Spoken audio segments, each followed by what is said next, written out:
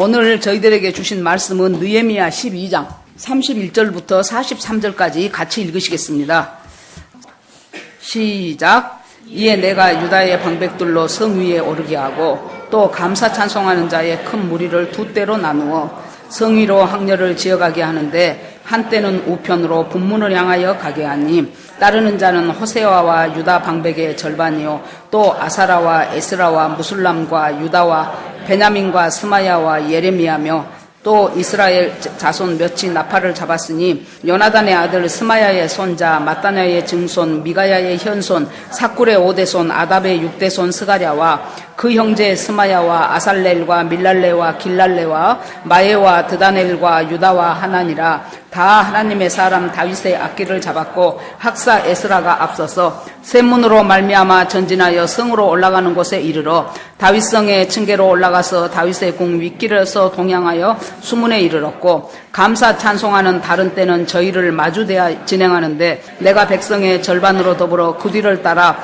성 위로 향하여 풀무 망대 윗길로 성 넓은 곳에 이르고 에브라임 문 위로 말미암아 옛문과 어문과 하나넬 망대와 한메아 망대를 지나 감옥문에 그침에 이에 감사 찬송하는 두 때와 나와 민장의 절반은 하나님의 전에 섰고 제사장 엘리야김과 마세야와 미냐와 미가야와 엘요에네와 스가랴와 하나나는 다 나팔을 잡았고 또 마세야와 스마야와 엘르아살과 우시와 여호하난과 말기야의 엘람과 에셀이 함께 있으며 노래하는 자는 크게 찬송하였는데 그 감독은 에스라히야라. 이날에 무리가 크게 제사를 드리고 심히 즐거워하였으니 이는 하나님이 크게 즐거워하게 하셨음이라. 부녀와 어린아이도 즐거워하였으므로 예루살렘에 즐거워하는 소리가 멀리 들렸느니라. 아멘. 예, 이거 읽으면서 입에서 자꾸 발음이 잘 안 돌아가신 분들은 그동안 느헤미야를 잘 안 봤다는 얘기예요. 줄줄줄줄줄줄줄 나와. 요즘 역대상 큐티 해보세요. 1장부터 9장까지 처음부터 끝까지 들어보지도 못한 사람 이야기들이 막 얼마나 그냥 줄줄이 사탕으로 나오지요. 오늘 이 말씀을 놓고 우리가 기도하겠습니다. 하나님 감사합니다. 오늘 또 저희들에게 말씀을 깨우치시고 가르치시는 하나님의 은혜를 감사드립니다. 하나님 아버지, 우리가 무엇이간데 구원하시고 택하시어서 하나님의 거룩한 전으로 나오게 하시며 우리들의 심령 깊은 곳에 성령께서 내주하신다는 것을 알고 끊임없는 주님의 사랑과 능력과 하나님의 두드리심과 그런 것들을 알면서 믿음으로 이 험한 세상을 이길 수 있도록 넉넉히 넘어갈 수 있도록 하신 하나님께 감사를 드립니다. 하나님 아버지, 성벽을 쌓는 일도 중요하지만은 성문을 닫는 일도 또한 중요합니다. 하나님 아버지, 믿음의 문을 굳건히 닫고 또 하나님 열어야 될 때는 활짝 열고 그렇게 믿음으로 승리하는 우리 제자들 교회 모두가 되기를 원합니다. 예수 그리스도 이름으로 기도합니다. 아멘. 예, 인사하시겠습니다. 우리는 복받은 사람들입니다. 오늘 또 은혜 주실 줄 믿습니다. 예, 느헤미야는 굉장히 중요한 성경입니다. 더군다나 우리가 이렇게 참 세상적으로도 너무나 혼탁하고 어지러운 세상 속에서 우리가 몰라서 그러지 얼마나 많은 잘못된 것들이 교회 안에까지 파고 들어오고 우리들 속에서 많은 것들이 믿음에서 떨어져 나갈 수밖에 없는 그런 세상 속에서 살기 위해서는 어떻게 살아야 할 것이며 어떻게 대비해야 될 것인가, 어떻게 공격해야 될 것인가, 그런 것들을 잘 깨우쳐주는 책이 바로 느헤미야서라고 생각이 됩니다. 우리가 교회를 다니고 안 다니고 또 예수 그리스도를 믿고 구원을 받고 안 받고 하는 데 있어서 달라진 용어가 하나 있어요. 여러 가지가 있겠지만은 그 중에 하나가 뭐냐 그러면은 영적 전쟁이라는 말을 사용하기 시작합니다. 예수 믿기 전에는 영적 전쟁이라는 소리는 우리하고 상관도 없고 별로 들어보지도 않았을 것입니다. 그런데 예수 믿고 구원받고 믿음으로 살려고 하는 사람들한테는 아, 이것이 영적 전쟁이구나 하는 것들을 많이 느낄 거예요. 그래서 눈에 보이는 전쟁이 아니고 안 보이는 전쟁입니다. 제가 자꾸 예를 들었는데요. 그전에 그 박효진 장로님, 그분이 청송교도소 감호소 있는데 그쪽에 교도관이었었죠. 어느 날 자기가 오토바이를 타고 집에를 가는데 신호등이 있더랍니다. 그래서 신호등 앞에서 서 있는데 갑자기, 그러니까 그것이 우리 물리적인 시간으로 하면은 한 몇 초 정도나 지나갔는지 모르겠어요. 갑자기 온 천지가 깜깜하더랍니다. 분명히 훤한 대낮인데 그러다가 깜깜한 속에서 딱 보여지는 것이 영의 눈을 하나님이 그 순간 잠깐 뜨게 한 거예요. 딱 보이는데 초등학교 한 4학년이나 5학년쯤 돼 보이는 아이들 4명이 학교가 끝나고 집으로 가기 위해서 지금 그 신호등을 건너려고 서 있는 거예요. 그런데 정말로 꼭 무슨 올챙이 새끼도 같고 뭣도 같은 그런 것들이 이 공중에서, 그 악한 영들입니다. 공중에서 그 아이들 입으로 들어갔다 콧구멍으로 나왔다, 코로 들어갔다가 입으로 나왔다, 아주 꼭 올챙이 때 같다고 보면 된다 그래요. 그분 얘기가. 꼭 그 봄에 해동하고 나서 물에 가면 올챙이들 때를 지어서 슉슉 가지고 꼭 그런 식이었다 그래요. 그렇게 해가지고 얘들이 들어갔다, 얘들 속으로 들어갔다 나왔다, 들어갔다 나왔다, 뺑뺑 돌다 난리를 치는데, 어떤 한 아이는 들어가려고 하다가 툭 떨어져 버리고, 들어가려고 하다가 툭 떨어져 버리더래요. 그래서 보니까 그 아이 주변에 이렇게 황금 그 사선으로 나사같이 계속 아이를 이렇게 두르고 있더랍니다. 계속해서 보호벽처럼. 그래서 이상하네. 그렇게 하고는 그것들이 올챙이 떼처럼 휙 하고 들어가려다가 그것에 막혀가지고 툭 떨어지고 그러고 나서 딱 자기가 다시 이 물리적인 세계로 눈이 떠진 거예요. 그랬더니 여전히 사람들은 왔다 갔다 하고 신호등은 여기서 시작했는데, 보니까 그 아이들이 조마끔 이제 다 길 건널 쯤 되게 애들은 가 있더라고요. 그냥 불과 한 10여 초, 20초 그 정도 사이에 일어났던 일인 것 같아요. 그래서 자기가 얼른 타던 오토바이를 돌아서 한번 그 아이들 얼굴을 봤대요. 그랬더니 계속해서 그 황금 나사처럼 이 아이를 감싸고 있었던 아이가 몸이 좀 불편하더랍니다. 몸이 불편한 아이라는 것을 알겠는데, 그때 자기가 느껴지는 것이 뭐냐면은, 저 아이를 위해서 기도하는 사람들이 많구나. 저 아이를 위해서 중보기도 하는 사람들이 많아서 그 기도가 이 아이에게 보호막을 형성하고 있었던 거예요.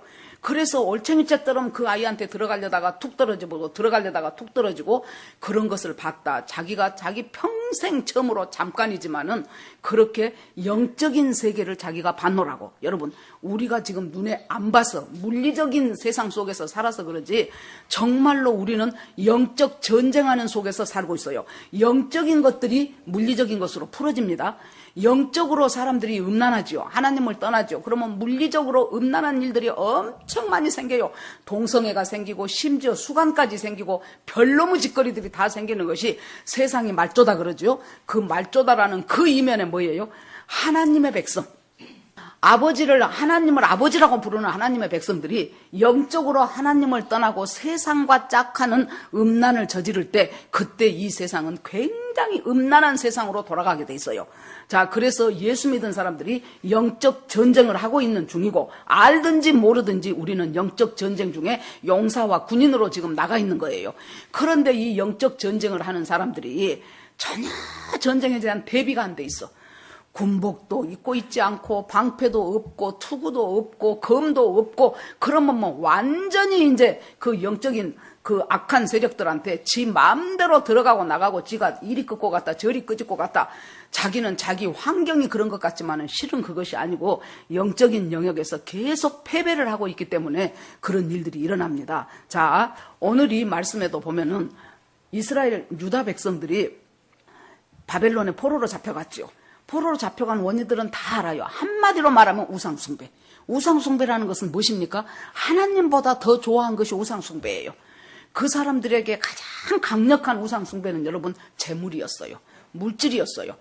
그 애굽에서 10가지의 기적을 체험하고, 이건 보통 기적들이 아니죠. 체험하고 마지막에는 이스라엘 백성들의 장자들은 다 살아남고 애굽의 장자들은 전부 죽고, 그것이 오직 어린 양에 피 발라가지고 문하고 문설주에 그 놀라운 기적으로 이 사람들이 나왔고, 거기서 홍해라는 건널 수 없는 깊은 그 홍해 바다를 건넜고, 그러고 얼마 안 됐어요.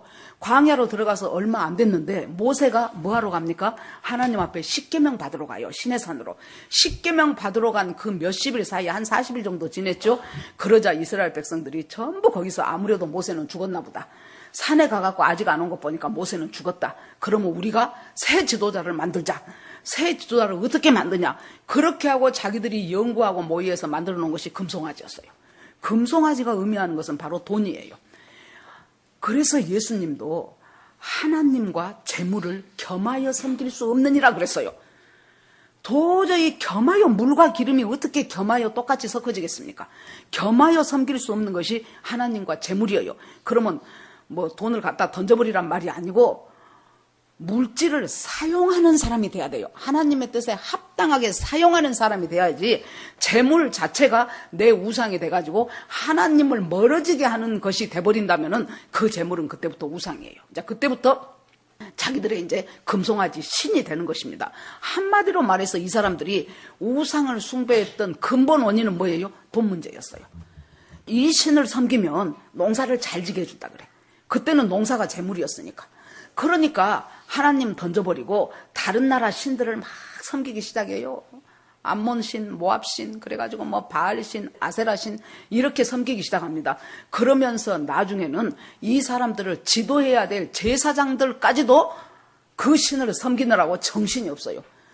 이렇게 돼서 얼마나 하나님이 많은 선지자들을 내보냅니까? 너희들이 그러면 망한다, 망한다. 너희들이 그러면 압수르의 포로로 잡혀간다. 아무리 말해도 소용이 없죠. 그래서 결국에 먼저 북왕국 이스라엘이 망했고 그 다음에 한 130-40년 후에 남왕국 유다가 망했습니다. 유다가 잡혀갔습니다. 바벨론으로 포로로 갔어요. 70년이 지났는데 드디어 이제 너희들 고레스 왕이 있다가 너희들은 전부 본토로 돌아가라 그랬어요. 그래서 그때 다 돌아온 것이 아니고 처음에는 한 4만 명 정도가 돌아옵니다. 그래서 1차, 2차에 걸쳐서 많은 사람들이 돌아오고 아직도 바벨론에 남아있는 사람들이 많이 있었어요. 그 중에 하나가 느헤미야라는 사람인데 이 느헤미야는 거기에서 굉장히 고위직에 올랐어요. 술 맡은 관원장이었기 때문에 왕의 최측근이지요. 왕이 먹는 술에 독을 넣어버린다든가 그러면 안 되잖아요. 그래 놓으니까 왕이 확실하게 신임할 수 있는, 지금 우리로 하면은 비서실장 정도 되는 사람이, 대통령 비서실장 정도 되는 사람이 바로 술 맡은 관원장이라고 보면 됩니다. 그러니까 이제 그쪽에서 먼저 간 사람이 일이 왔다 갔다 이제 서로 연락도 하고 그래요. 어느 날 보니까 자기 동생이 갔다가 왔어요. 그래서 야, 고국 소식은 어떠냐 그랬더니 아이고 형, 성벽은 다 무너져 버리고 성문은 다 불타버렸어. 그래갖고 사람들이 그냥 이 성벽이고 성문이고 무방비 상태로 지금 살고 있어. 그 말을 들으니까 느헤미야가 너무 괴로워서 하나님 앞에 금식하면서 울면서 기도하기 시작했어요. 어느 날 임금님한테 술을 또 이렇게 맡아서 가니까 왕이 보더니 어째서 네 얼굴이 수색이 있다.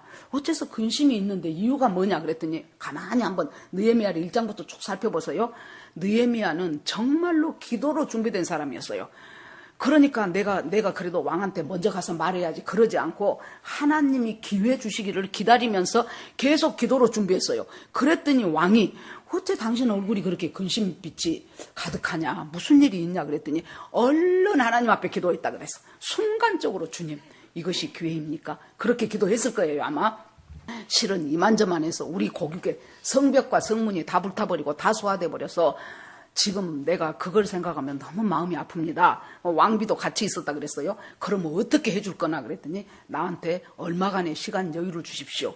그리고 그 시간 동안 나로 하여금 가서 성벽을 건설하게 하시고 그리고 가는 도중에 거쳐야 될 관문들이 있는데 통행증을 발급해 주시고 성벽을 건축하는 데 있어서 필요한 자재들도 임금님께서 저에게 주신다면 대단히 감사하겠습니다. 근데 알았다. 그 모든 것을 다 대줄 테니까 가서 일 잘 마치고 오너라.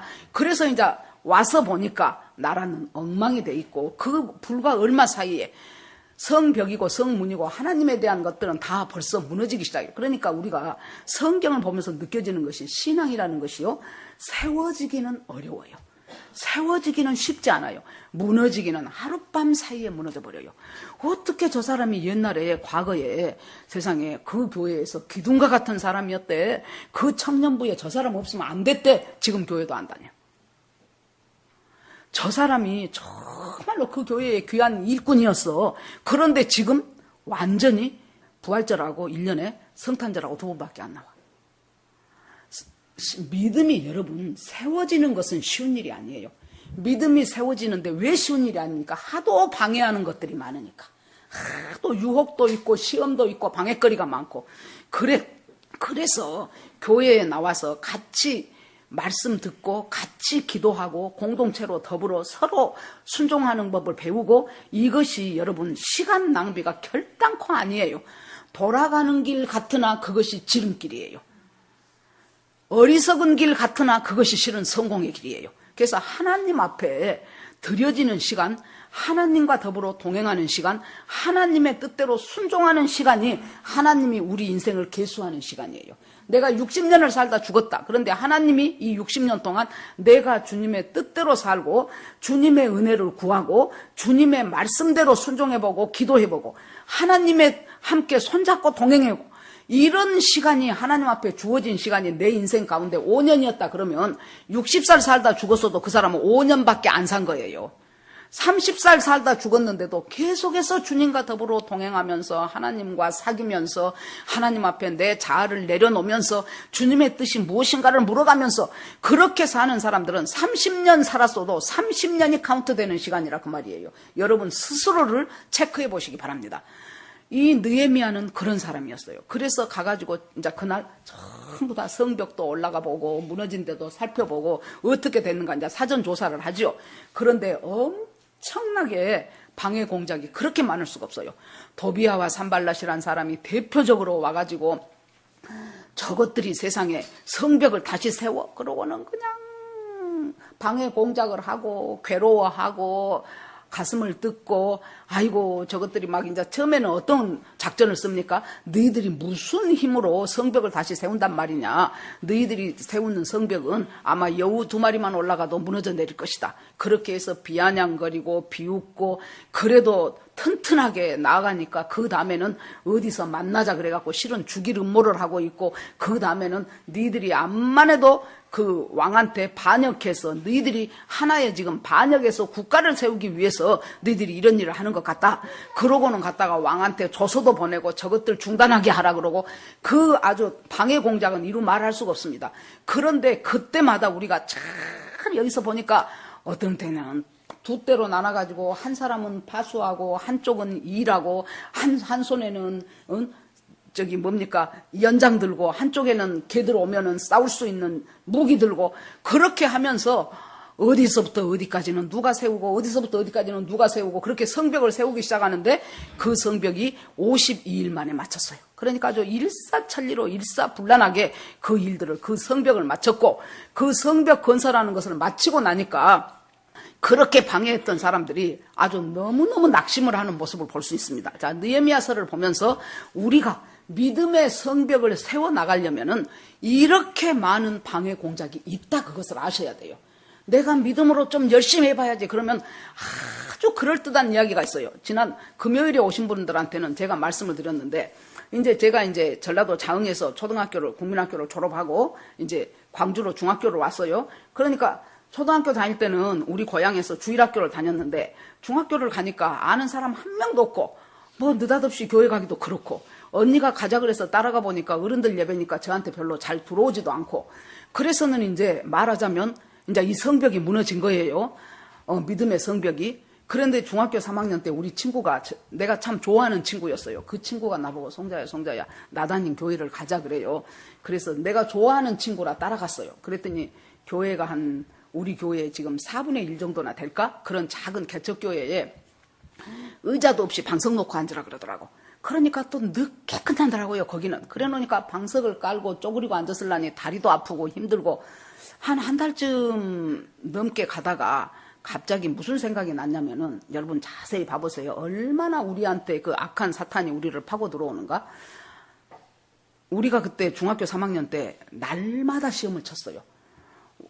월화수 목금 구경수 사과, 그렇게 영교시에 시험을 쳤어요. 영교시에 시험을 쳐가지고 그것을 이제 한 달씩 통합을 해가지고 또 성적을 내고, 그것이 중간고사 기말고사에 20% 반영하고 그렇게 했었어요. 참 우리 때 공부 열심히 했어요.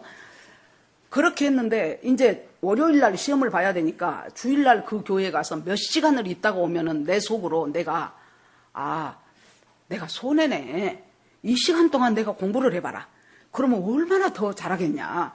그런데 이거 괜히 내가 이 시간을 내가 손해보고 있네. 그래서 우리 친구 보고 나 다음부터 안 온다, 나 그 시간 동안 공부하겠다 그랬어요.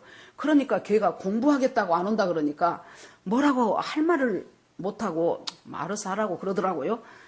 그렇게 했는데 이번 금요일 날 내가 말씀을 준비하면서 보니까요. 다 잊어먹고 중3이니까 내가 15살 때니 지금부터 55년 전 사건이에요. 그러는데 무슨 생각이 나냐면 내가 그 몇 시간 동안 교회 안 가고 공부한다고 지금 거기서 공부했는데 그 계속 열심히 교회 다니는 그 친구보다 꼭 한 등씩이 뒤졌어. 내가 4등하면 걔가 3등해. 내가 3등하면 걔가 2등해. 그게 생각이 나더라고요. 내가 다 잊어먹은 사건인데 주님 앞에 내가 이렇게 하면 나한테 훨씬 내가 공부를 잘할 거라고 생각했는데 결국 열심히 교회 다니던 그 친구가 계속해서 그 3학년 1년 동안 내내 나보다 한 등씩 2등도 2등도 아니야. 꼭 한 등씩 앞섰구나. 그것이 내가 이 55년 지냈는데 기억이 나더라고요. 그러니까 이 느헤미야는 참으로 하나님 앞에 정말로 기도로서 우리가 이런 느헤미야 같은 지도자가 한국의 지도자가 되게 해주라고 기도해야 될 필요가 있어요. 이 사람은 기도만 한 사람이 아니었어요. 얼마나 행정력이 뛰어났든지 벌써 저쪽에서 딱 얘기를 하면은 저거 지금 거짓말이구나. 어디서 만나서 우리가 서로 만나자 그러면 이거 음모구나. 그런 것들을 팍 깨달아요. 그것이 뭡니까? 기도하고 죽게 나아가는 자는 하나님께서 지혜를 주셔서 그것을 잘 분별할 수 있도록 하는 것이 바로 그 지혜입니다. 어저께 아침에 김정은이 미사일을 몇 발 쏘았지요. 만약에 남쪽을 향하여 서울을 향하여 쏘았다면 오늘 저와 여러분들 중에서 아마 상당히 많은 수가 이 자리에 못 왔을 것입니다. 동쪽을 향하여 쏘았지요.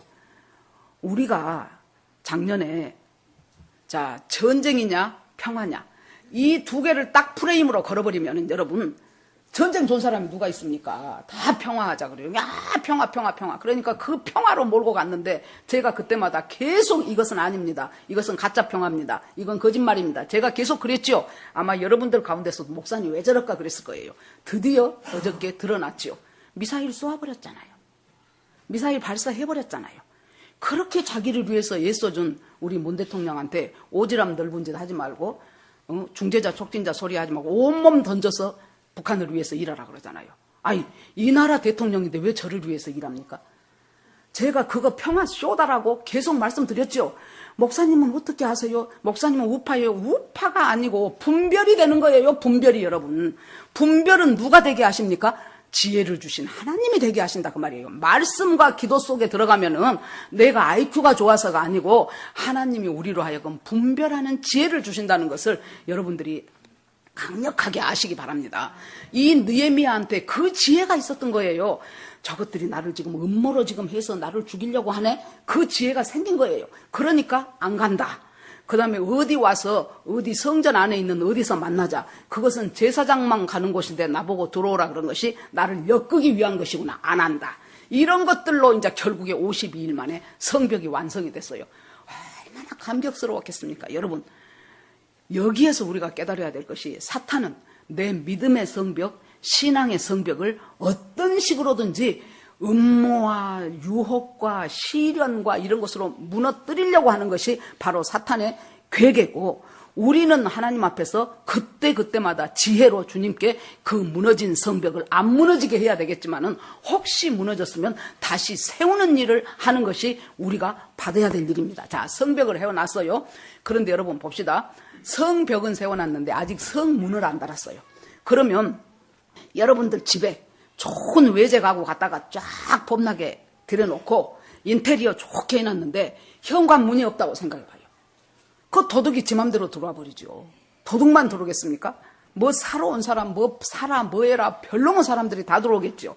성문을 단단하니 걸어 잠가야 되는 것이 할 일입니다. 그런데 여기서 이제 3장에 보면은 성문을 지금 만드는 거예요. 오늘 우리는 12장을 읽었는데 성문을 만드는데 그 문들에 대한 의미를 오늘 저희들이 잠깐 보고자 합니다. 제일 처음에 이제 그 성문까지 어디서부터 어디까지는 누가 이 성벽을 세웠고 그런데 거기에 딱 제일 처음에 나오는 문이 양문입니다. 양문. 양은 글자 그대로 양이에요. 이건 뭡니까? 이스라엘 백성들이 명절에 자기들의 종교 명절에 번제와 속죄제를 드릴 때 그 양을 잡아서 드리죠. 그 양이 들어가는 문이 양문이에요. 그러면 여러분 봅시다. 그러면 이 양은 누구를 의미합니까? 벌써 아시겠지요? 바로 세례 요한이 예수 그리스도를 보고 보라 세상 죄 지고 가는 하나님의 어린 양이로다 그랬어요. 그러니까 양은 하나님의 어린 양 예수 그리스도예요. 그게 우리의 신앙의 시작이, 이 사람들이 무엇부터 세우냐고 하면 양문까지 세우는 것이 신앙의 출발과 신앙의 시작이 예수 그리스도로 말미암아 시작된다는 거예요. 그래서 예수 그리스도로 말미암아 신앙이 시작되고 구원받고, 그러고 예수님이 나는 양의 문이다 그랬죠. 나를 통과하지 않고 넘어가는 자는 절도고 강도라 그랬어요. 그러면서 나는 양의 문인데 나를 통해서 들어오는 자는 구원을 얻고 들어가며 나가며 꼴을 얻으리라 그랬어요. 그러니까 예수 그리스도로 말미암아, 오직 구원은 예수 그리스도뿐이에요. 예수 그리스도로 말미암아 우리가 구원을 얻고, 그 구원받은 우리가 예수 그리스도 때문에 들어가면서 양식을 얻고 나가면서 양식을 얻고, 그래서 오직 예수로 말미암아 들어가며 나가며 꼴을 얻고 양식을 얻는 것이 바로 양의 문이라는 뜻이에요. 여러분, 우리의 신앙이라는 것은 시작부터 마지막까지 양이에요. 양문부터 시작해서 양문으로 끝나요.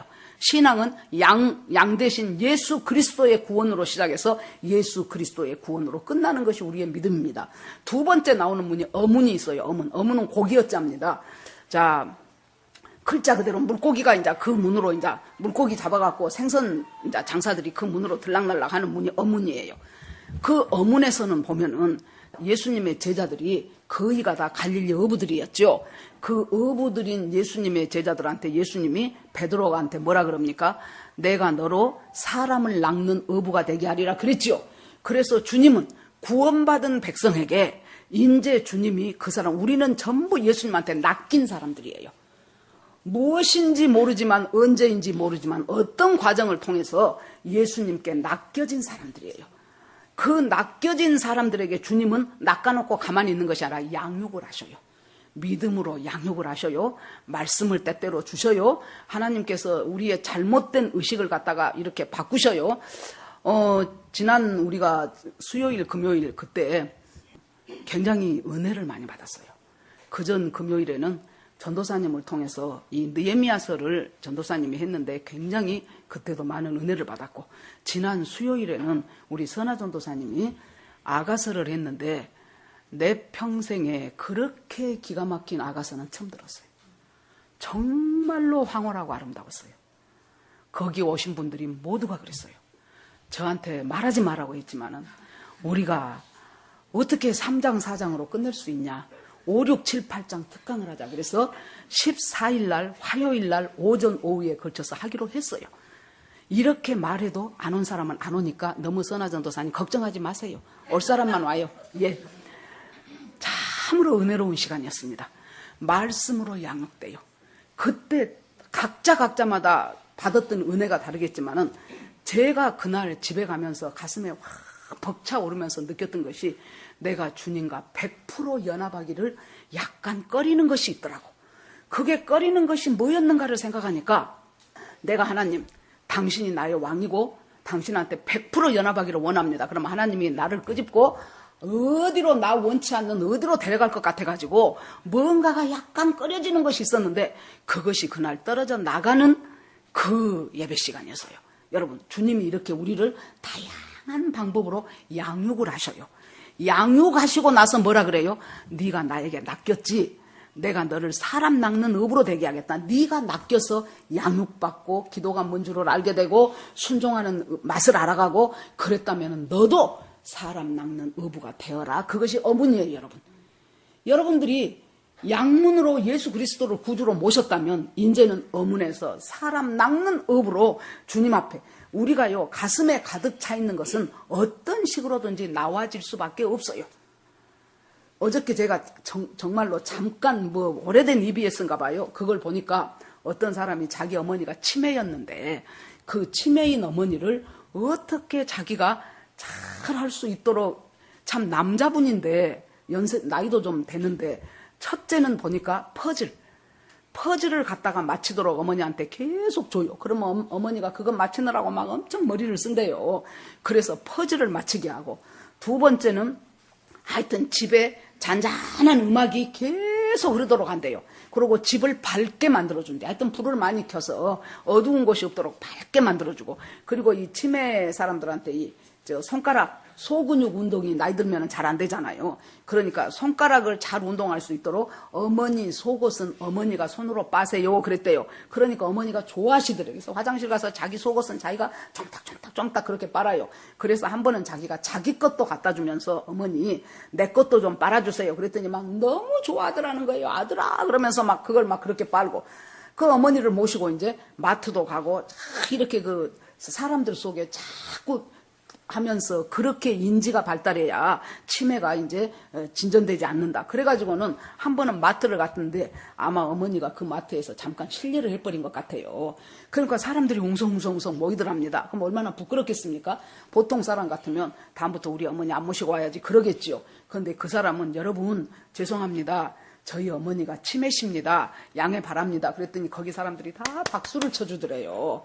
그러고 어머니를 한번 태워가지고 이제 이렇게 또 드라이브를 또 자주 다닌대요. 그래서 이제 드라이브를 다니는데 어머니가 보더니 아들 그랬어요. 예 그랬더니 흰색 차가 지나가는데 나는 흰색이 좋아. 그래서 아 그러세요? 그랬더니 너도 흰색 차를 사 그러더래요. 그래서는 알았다고 다음에 흰색 차 살게요. 그랬더니 저 옆에 지나간 저 차 살려면 얼마 정도 돼? 그래서 한 3천만 원 정도 됩니다. 그랬더니 그래 그러더니 그날 집에 와갖고 자기 방에 가서 세상에 옛날에 이 아들이 줬던 용돈 꼼짝꼼짝 겹쳐놓은 것을 3만 원을 갖고 왔더래요. 그러면서 이것 갖고 차 사라고.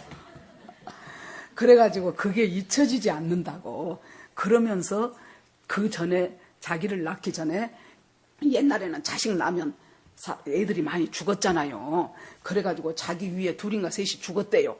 그랬더니 자기 할아버지가 자기 아버지를 불러갖고 야 이러다 대가 끊기게 생겼다. 다른 여자를 취해서라도 너 아들을 낳아라 그랬다는 거예요. 그러니까 자기 아버지가 있다가 아들을 낳기는 낳아야지요. 그러나 나는 내 집사람을 통해서 아들을 낳겠습니다. 그런 것이 이 엄마가 그것이 얼마나 고마웠던지 그 다 잊어버린 그 치매 속에서도요. 그 말을 한대요. 너가 아버지가 나를 사랑했다고. 그래서 할아버지가 그만저만 했는데도 나한테 그렇게 말했노라고. 그러고 자기 어렸을 때 네가 이것은 어째었다 그러고. 그래서는 그 어머니가 지금은 돌아가셨대요. 제가 어저께 그 프로그램을 보면서 눈물이 핑 돌더라고요. 그 아들 하나가 어머니의 치매를 그 진전되지 않게 하기 위해서 자기가 할 수 있는 많은 것들, 그 사람은 뭐 전문가도 아님에도 불구하고 어머니가 머리를 쓰고 운동을 할 수 있는 것들을 자기 속으로 개발을 하면서 결론을 뭐라고 내리냐 그러면은 치매는 사랑을 이기지 못한다. 이것이 자기가 내린 결론이 돼요, 여러분. 제가 이 말씀을 드린 이유는 뭡니까? 우리가요, 하나님 앞에, 하나님은 이 정도 우리 양육하겠습니까? 이 사람이 지 어머니한테 한 만큼 양육을 하겠어요? 지내놓고 봐보세요. 인생을 뒤돌아 봐보세요. 어머, 그때 그 구역장 된 그 집사님, 하나님이 나한테 보내준 사람이었구나. 아이고, 그때 내가 어렸을 때 그만저만 했던 그거 하나님이 그 사람 마음을 감동시켰구나. 나는 몰랐네. 그런 것이 얼마나 많습니까? 그렇게 해서 오늘 여기까지 우리 믿음을 위해서 주님께서 얼마나 양육을 시키신지 몰라요. 그런데 문제는 항상 현재 나한테 있는 그 귀한 것들을 모르는 사람들, 현재 나를 위해서 하나님이 베풀어 주신 그 엄청난 은혜의 사람과 그 시간과 그 환경과 그 순간들을 보통으로 여겨버려요. 왜냐하면 항상 있으니까. 그 전에 제가 남서울 삼봉교에서 전도사를 할 때였습니다. 이제 그 전도사를 그만두고 이제 그 교회를 이제 다닌다고 했어요. 그랬더니 목사님이 연말에 오성자 전도사님 나오셔서 이임 인사를 해달래. 이제 떠나는. 그래서 내가 지금 기억난 것이 그 윤선도의 오후가 중에 하나를 외웠어요. 나무도 아닌 것이 풀도 아닌 것이 곱기는 네 식이며 속은 어이 비었는다. 이제 오후가 중에서 대나무에 대한 것이었어요. 그 말을 먼저 하고 제가 이제 그동안에 이제 내가 있었던 어떤 여러 가지 것을 수레를 했어요. 그랬더니 그 중에 남자 집사님 한 분이 나중에 나보고 내가 저 전도사 있을 때 그때 제가 이제 유년부를 맡았고 또 이제 큐티 인도를 그때 했어요. 그럴 때 내가 큐티 인도 좀 갈 걸. 왜 안 갔을까? 여러분. 현재 나에게 주어진 귀한 것들을 하나님이 사용하고 즐기고 누리라고 나한테 준 거예요, 여러분. 그런데 현재 나에게 주어진 것들은 다 의뢰에 있으려니 그래요. 그래서 내가 그 집사님 보고 의뢰이 있으려니 할 때 이미 지나갑니다. 나는 그만 와요. 그러는데 그때 아이고 내가 큐티 좀 나올 걸 그러신 분들이 안타까운 분들이 많습니다. 어무는 그런 것이어요. 우리로 하여금 사람 낚는 어부가 되게 하셔요. 제가 이렇게 뭐 누구한테나 말 안 해요. 어떤 분들한테 집사님 혹은 권사님 수요 예배 좀 꼭 나오셔요. 그것이 오송자가 한 말이라고 생각하지 마셔요. 그것은 하나님께서 저를 통해서 주시는 말씀이라고 생각하셔요. 나중에 그때 내가 왜 그렇게 나오라 그랬는데 나는 뭐 안 나갔을까? 그러시지 마시고 후회하지 마시고 어무는 그런 곳입니다. 우리로 하여금 주님이 우리를 양육시키고 그리고 우리로 하여금 또 다른 사람을 끌어오고 양육하게 만드는 것이 어문이에요. 자, 그러고 나서 보니까 그 다음에 옛문이라고 있더라고. 옛문 올드 게이트라고 써졌어요. 옛문은 뭐냐 그러면은 여러분 우리한테 있어서 어떤 것이 옛문입니까? 내가 예수 믿고 구원받았어도 믿기 전에 사고방식 그대로 갖고 있어요. 하나님과 상관없는 고정관념 그대로 가지고 있어요. 이것이 옛문이에요. 주님은 분명히 옛 것을 벗고 새 것을 입으라 그랬어요. 옛 것과 새 것을 같이 입을 수는 없어요. 여러분들 오늘 오면서 잠자른 옷 그대로 입고 그 위에다 뭐 하나 걸치고 오지 않았을 거예요. 옷을 갈아입으셨을 거예요. 옛 것은 주님과 상관없는 나의 가치관이에요. 주님과 상관없이 나에게 굳어져 버린 내 습관이나 전통들이에요. 그것들을 하나님은 새 것으로 예수의 것으로 바꾸라는 거예요. 그것이 올드 게이트라니까요. 그걸 바꾸라는 거예요. 그래서 주님께서 그것들이 뭡니까? 열등감, 상처, 쓴뿌리, 원망, 미움, 분노, 짜증, 화 이런 것들이 전부 다 우리의 옛문들이에요. 그 옛문들은 어디로 갔을 때 나아진 줄 압니까? 바로 예수 그리스도 앞으로 나갈 때 그게 나아져요. 그래서 술 취하지 말라. 이는 방탕한 것이니 성령의 충만함을 받으라. 성령 충만 받지 않으면은 그 옛문들을 그대로 갖고 있다 그 말이에요. 예수 믿고 교회에 와서 아무리 열심히 있는 것 같아도 우리가 옛 습성, 옛 자아, 옛 본성을 그대로 보듬고 있으면은 냄새나요. 그 사람은 진전이 없어요. 그리고 그 속에서 점점 굳어지고 있어요. 자기가 점점 더 이 정도 믿으면 됐지 하면서 그렇게 생각하고 있는 것이 우리 주님은 너무나도 안타까워 하십니다. 자, 이 옛 문까지를 건축할 때, 성벽을 건축할 때 누가 했냐면 여러분, 기브온 족속들이 했어요. 기브온 족속이 누굽니까? 여호수아가 막 계속해서, 여호수아가 그 가나안을 점령해 갈 때 어느 족속들이 와가지고 우리는 먼 데서 왔어요. 보세요. 우리가 올 때 출발할 때 떡에 갖고 왔는데 그 떡이 먼 데서 오다 보니까 다 곰팡이 났어요. 우리 신발 보세요. 그때는 우리가 새 신을 신고 왔는데 먼 데서 걸어오다 보니 신발이 다 낡았잖아요. 그러면서 우리는 당신들한테 종노릇 하겠습니다. 물 깃고 나무 패는 일 할 테니까 우리를 받아주세요. 그랬죠? 알고 보니까 가까운 곳에 있는 사람들인데 와가지고 그랬어요. 저는 처음에 성경을 볼 때 그 성경에도 그래요. 여호수아가 여호와께 묻지 않고 해서 그런다 그렇게 나와요. 아이 좀 묻지 왜 안 물었을까? 그렇게 안타깝게 생각했는데 성경을 이제 계속 읽어가면서 깨달아지는 것이 기브온 족속 입장에서 생각을 해보자고요. 기브온 족속이 상당히 큰 성읍이었어요. 나중에 그 부분에 사는 다른 족속들이 기브온 저것들이 우리 배신 때렸다. 저것들이 큰 족속인데 모아갖고 연합해서 싸우면 될 텐데 저것들이 안 그런 것 보니까 우리 배신 때렸다. 저것들부터 죽이자. 그래갖고는 기브온하고 쌈 붙으지요. 그러니까 기브온이 와서 우리 좀 도와주세요 하니까 여호수아가 할 수 없이 이제 자기의 그것으로 조약을 맺었기 때문에 한미 방위 조약을 이승만 박사가 죽기 살기로 해가지고 한미 방위 조약 때문에 지금 이렇게 이 나라가 김정은이한테 지금 안 먹혀 들어가고 있어요. 이 미군들을 어떻게 알 수가 없으니까. 아니, 그건 이제 나중 일이고. 그렇게 해가지고는 거기서 이제 가서 싸울 때, 그럴 때, 아이고, 세상에 저 기브온 족속들 때문에 얘들 하지 않아도 될 고생하네. 그렇게 되지요. 그런 것과 마찬가지로 이 기브온 족속은 무엇을 소중히 여겼습니까? 상당히 큰 성이고 자기들 나름대로 힘도 있고 그러는데도 딱 깨달은 거예요. 이 사람들은 이길 수 없다. 왜냐하면 이 사람들은 살아있는 신 하나님이 이 사람들과 함께하기 때문에 우리는 이 사람을 이길 수 없다. 안 죽으려면 우리는 가서 종살이 하자. 여러분 잘 보세요. 생명보다 더 귀한 것이 어디가 있습니까? 그 생명을 지키기 위해서는 자존심도 힘도 뭣도 다 버리고 종살이 하는 거예요. 가장 중요한 가치가 생명이에요. 구원이에요. 영생이에요. 그런데 이 사람들이 거기서 끝난 것이 아니고 바벨론 포로로 갈 때 같이 갔어요. 또 돌아올 때 같이 왔어요. 같이 성싸요. 수없이 많은 세월이 흘렀죠. 즉 뭡니까? 완전히 이스라엘 사람으로 동화된 거예요. 우리가 도저히 믿을 것 같지 않는 사람인데 그 사람이 어찌저찌 해서 생명의 가치를 깨닫게 됐다면 그 가치를 붙잡고 완전히 하나님의 사람으로 바뀌어지는 것이 이 기브온 사람들이에요. 그 기브온 사람들이 옛문을 짓는다고요. 거기 성벽을 쌓는다고요. 그래 놓으니까 내 속에 있는 옛 것들, 생명을 대적하는 것들, 그것들을 향해서 내가 깨끗이 옛 것을 벗어버리고 새 생명을 잊게 된다면은 그때부터 우리는 하나님의 사람으로 되어져 가요. 자, 이것이 옛문입니다. 그 다음에 이제 골짜기 문이 있어요. 골짜기는 여러분 생각을 해보면 인생에 있어서 힘들고 어려운 시기예요. 골짜기 내려가려니 힘들지요. 평지를 반드시 가면 좋은데 없었으면 좋겠지만 우리 살아가다가 얼마나 골짜기와 같은 그런 일들이 많습니까? 시험도 있고 연단도 있고 훈련도 있고 우리가 가장 힘들다고 생각하는 그 기간이 골짜기 문을 통과하는 기간이에요. 이 골짜기 문을 지어야 되고 골짜기 문을 통과해야 되는 데 있어서 우리가 참 빨리 끝났으면 좋겠는데요. 이 골짜기 문이 빨리 안 끝나네. 한두 달 하고 딱 끝나버렸으면 얼마나 좋겠습니까? 아니요. 길게 가요. 인제는 끝났는가 하면 어려움이 또 와요. 인제 끝이겠지 하면 또 힘든 일이 또 생겨요. 그것이 골짜기예요. 우리 인생의 골짜기. 이 골짜기를 지나갈 때 바로 다윗이 말한 내가 사망의 음침한 골짜기를 다닐지라도 해를 두려워하지 않는 것은 주께서 나와 함께 하시며 주의 지팡이와 막대기가 나를 안위하심이니라.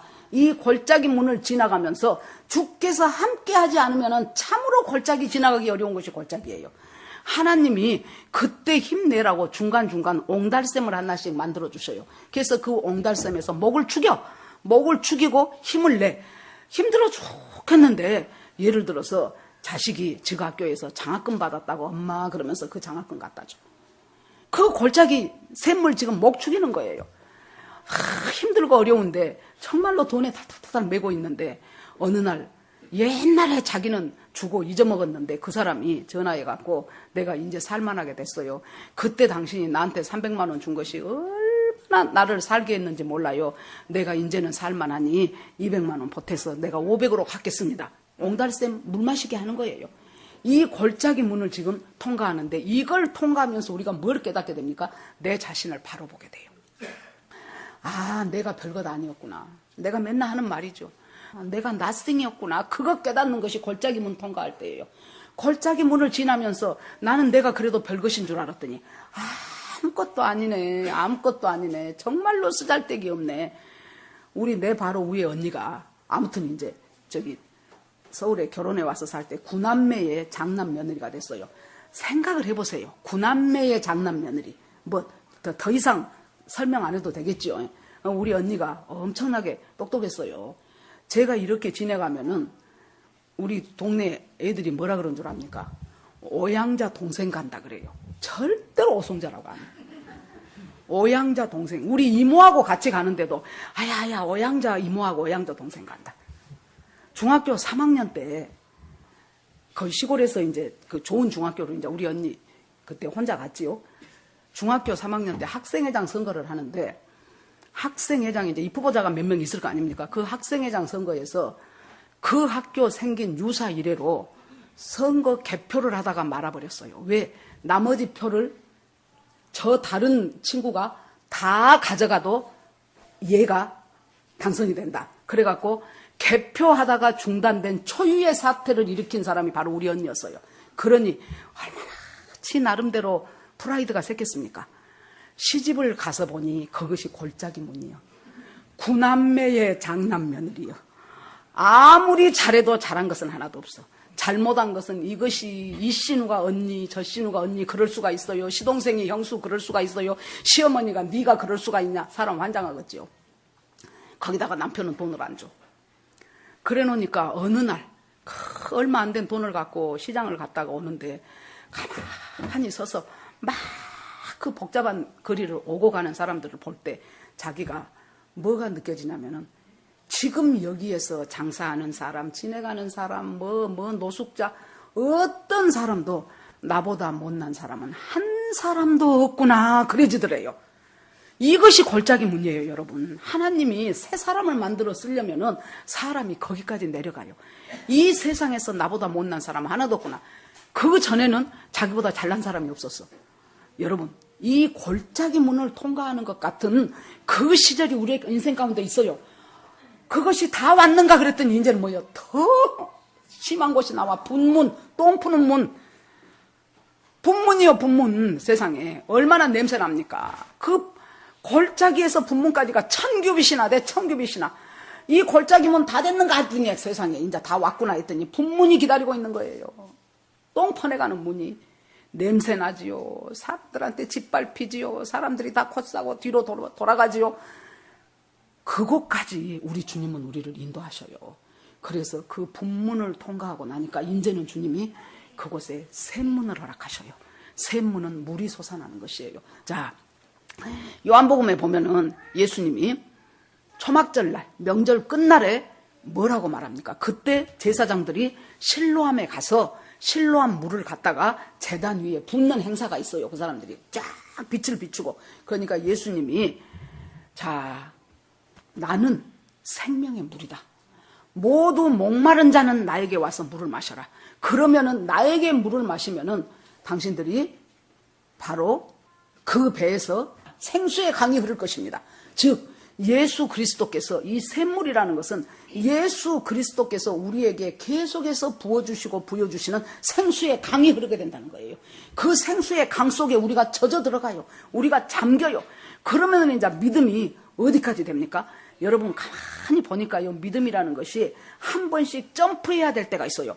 여러분, 우리가 다 성인이 되어가지고 키들이 크는데 그 키가 클 때 계속해서 내가 보니까요, 우리 아들들 둘 중에서 큰 아들은 언제 한번 이렇게 통신표 같은 그런 것을 쭉 한번 봤어요. 그랬더니 평균 1학년 때부터 고3 계속 5cm, 어쩐 해는 4.7cm, 어쩐 때는 5.2cm. 계속해서 평균 5cm씩 커가지고 대학교 1학년 들어가서 7살에 들어놓으니까 대학교 1학년 때도 한 5cm가 커버렸어요.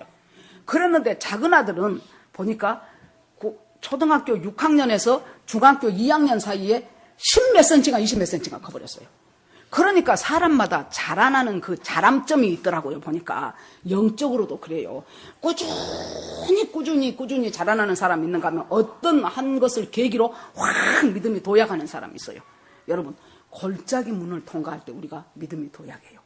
분문을 통과할 때 믿음이 도약해요. 그러고 나면 주님께서 생수의 샘문을 이제 열어주셔요.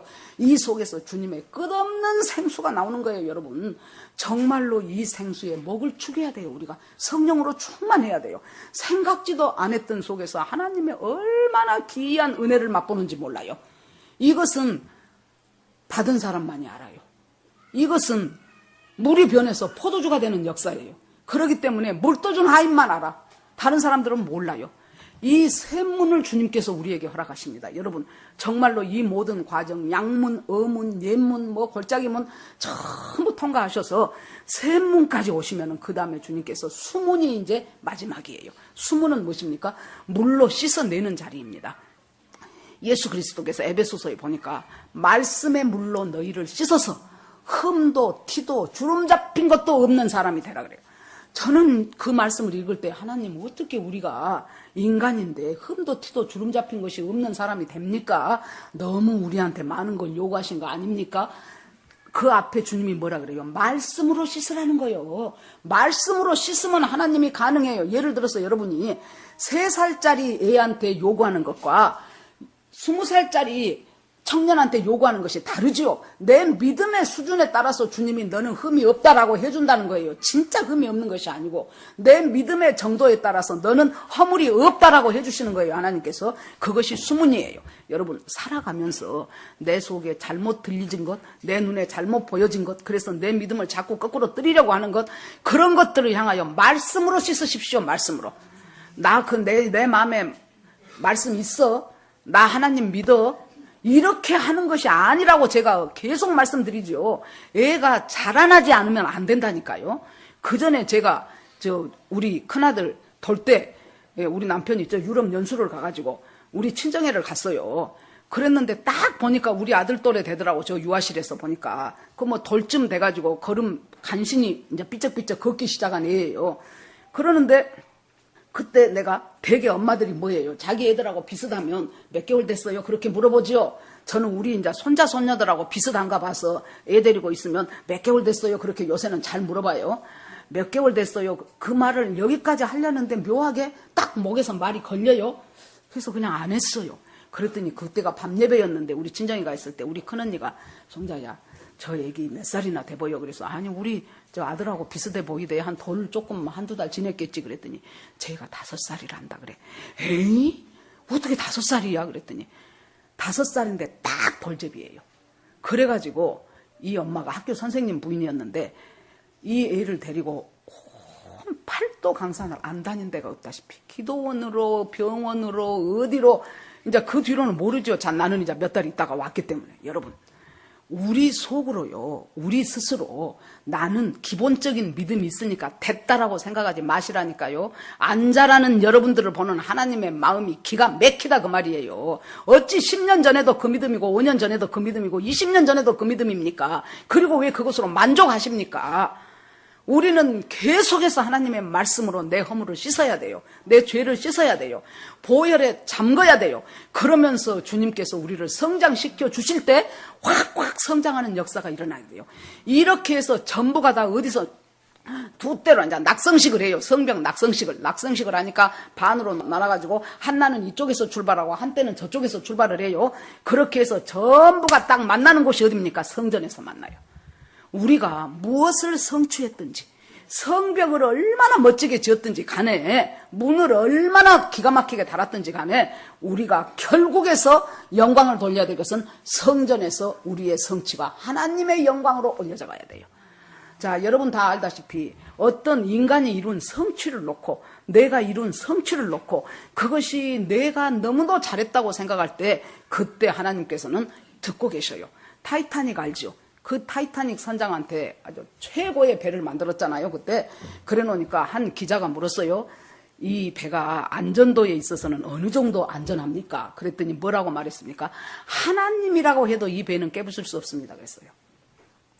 빙산 조각에 사정없이 깨가지고 얼마나 많은 사람들이 죽었습니까? 나폴레옹이 러시아 원정을 하는데요. 러시아 원정을 한다고 하니까 평소에 알던 귀족 부인이 나폴레옹한테 연락을 했답니다. 아이고 장군님, 제가 오실 때까지 열심히 기도하겠습니다. 그랬더니 나폴레옹이 기도 같은 거 필요 없습니다. 나는 내가 계획하고 내가 이룹니다. 러시아 원정에서 사정없이 깨지고 그때부터 나폴레옹은 하락의 길로 들어가가지고 센트 헤레나 섬으로 유배까지 가게 된 거예요. 여러분, 제발 하나님 무서운 줄 아시기 바랍니다. 하나님은 두려우신 분이에요. 하나님은 지극한 사랑이지만은 우리한테 만홀히 여김을 받을 만한 존재는 결단코 아니에요. 우리가 설령 주님의 은혜로 이뤘던 어떤 성취가 있다고 치면 어저께 이제 제가 그 숭실대하고 가깝잖아요, 우리 집이. 그래서 어저께 이제 저녁을 먹고 우리 남편 보고 나 좀 돌다 올게요. 그러고 이제 숭실대로 쑥 이렇게 가는데 프랑카드들이 막 붙었어요. 보니까 이번에 공인회계사 합격자 명단 그래가지고 한 20명이 더 넘겠더라고. 그래서 뭐 몇 학번 뭔과 누구 해갖고 쭉 써서 붙여놨더라고요. 얼마나 그 본인들은 기쁘겠습니까? 그러면서 그때 그걸 돌면서 내가 어떤 성취를 이루었든지 간에 그 성취는 결국 성전에서 만나야 된다. 그것이 하나님의 영광으로 드러나야 된다. 성전에서 만나요. 그렇게 되니까 마지막에 43절 보니까 이날에 무리가 크게 제사를 드리고 심히 즐거워하였으니, 자, 이 모든 것들을 통과하고 모든 영광을 하나님께 돌리니 심히 즐거워하고 이는 하나님이 크게 즐거워하게 하셨음이니라.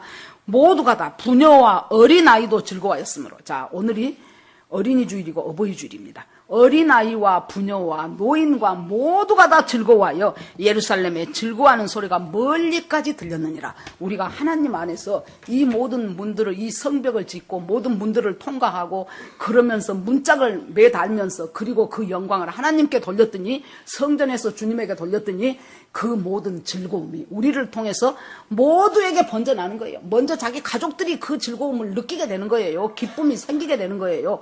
그렇게 되면서 어린 아이와 어른과 부녀들과 할 것 없이 모두가 즐거워해서 그 즐거움이 멀리까지 퍼졌더라. 우리 일가 친척 어디까지도 걔가 진짜 믿음으로 살더니 정말로 믿음 안에서 그 사람 다른 사람 됐대. 정말로 어려운 일인데 참 잘 이겨나가대. 옛날에 세상에 옛말하며 말할 날이 세상에 그 집이 돌아왔네. 멀리에까지도 소문이 나게 됩니다. 그래서 우리가 내 가정뿐만이 아니고 내 주변에, 그 고가에, 교회에, 그리고 더 멀리 가서는 선교하러 나가는 선교사들이 이르기까지 하나님께서 이 기쁨을 누리게 하실 것입니다. 여러분과 제가 정말로 성벽, 무너진 성벽 없는가 보십시오. 그 성벽 빨리 다시 일으켜 세우고, 그리고 나서 문짝은 어디가 안 달아졌는가 보십시오. 그래서 어문인지 양문인지 골짜기문인지 그 문짝 하나님 앞에 가서 다시 달고, 그리고 나서 이제는 주님 앞에 뭔가를 내가 성취했다면 이것은 모든 것이 하나님의 은혜였습니다. 이것은 주님이 영광 받으실 일입니다 할 때 그 기쁨과 즐거움이 모두에게 퍼져나갈 그 축복이 여러분과 저에게 있기를 주님의 이름으로 축원합니다. 예, 다 같이 이 시간 주여 한번 부르고 기도하겠습니다. 하나님 아버지, 주님의 은혜를 감사드립니다. 주께서 저희와 함께 하시고 이미 저희에게 주어진 귀한 것들을 귀한 줄 모르고 흘려보내버리는 것이 얼마나 많습니까? 하나님 아버지, 경성하게 하시고 깨어있게 하여 주시옵소서. 분별하게 하여 주시옵소서. 하나님, 지혜를 주시옵소서. 하나님, 우리로 사람 낚는 어부가 되게 하셨다나 주님의 말씀처럼 하나님, 주님이 우리를 낚으셔서 하나님의 자녀로 만드셨고, 그리고 양육하시고 인도하시고 기독케 하시어서 하나님 아버지 주님의 사람으로 만드셨사오니 이제는 아버지 우리를 통하여 다른 사람을 낚아지는 역사가 일어나도록 간절히 원합니다. 우리에게 있는 이 많은 문들을 잘 통과함으로 말미암아 하나님, 그 모든 성취된 것들, 내가 고생하면서 이룬 것 아니면 내가 수고해서 이룬 것 무엇이 됐든지 간에 하나님, 그것으로 말미암아 하나님 주님 앞에 온전히 올려지는 아버지 성전의 역사가 일어나는 일이 있도록 주께서 도와주시옵소서. 하나님 앞에 모두 올려드리고 우리를 구원하신 예수 그리스도 이름으로 기도드립니다. 아멘.